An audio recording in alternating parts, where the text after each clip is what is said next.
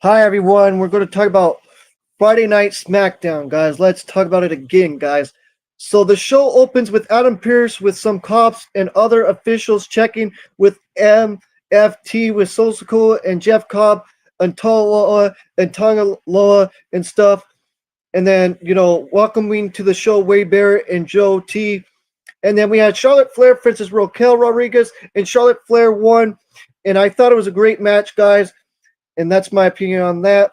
And then we had the backstage. We see police officers approaching Adam Pearce and asking for help location of Jacob Fatu after the early car crash involving MFT and Adam Pearce trucking him down. And after a teased moment, Jacob Fatu agrees to go with the officer. And after a video package for Tiffany Stratton facing Jay Cargill for the women's title at SummerSlam, the commentary team talks about recent happening in the Ron Killing and Damian Priest and Aleister Black storyline, which is great, man. It is great, I'm telling you, man.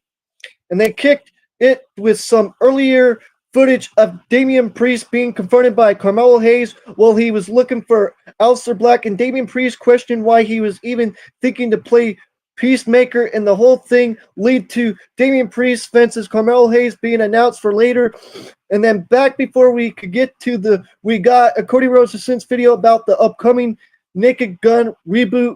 And then we had Damian Priest fences Carmelo Hayes, which was a good match, and Damian Priest won by disqualification. It was a good match, but it could have been better without the disqualification, but it was still a good match, but I just didn't like the disqualification.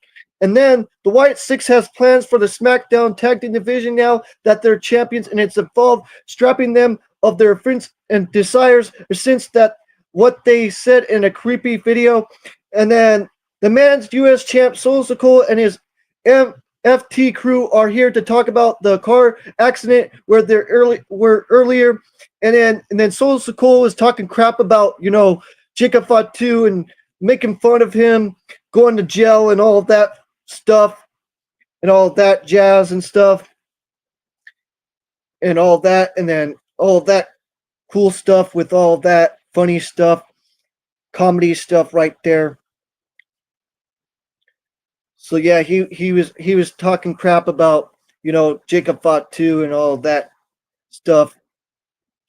And then we had Stephanie Falcare versus Ebra Fire, and Stephanie Falcare won, which was a good match, guys.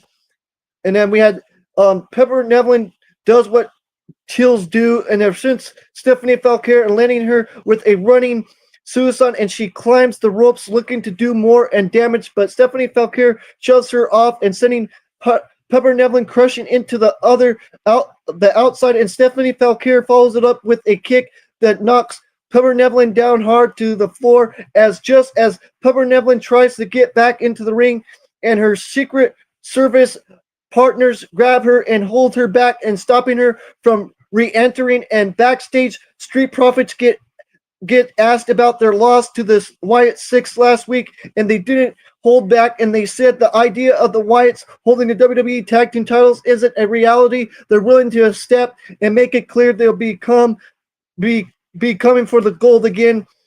And then we had the DIY, Tommaso Ciampa and Johnny Gargano fences Ray Phoenix, and Andrade fences Nathan Frazier, and Exum fences the Mortar Machine Guns, which was a great match, guys.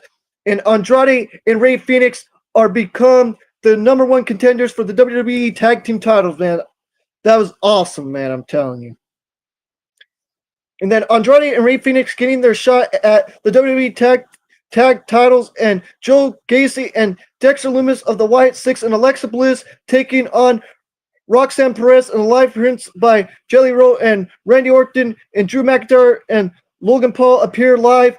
And then Adam Pearce hits the stage and comes out Cody Rhodes, who gets a big pop as he makes his way to the ring and stuff. And then Cody Rhodes signs the SummerSlam contract right away, and then turns into the San Antonio crowd and drops a what you want to talk about and all that jazz and stuff.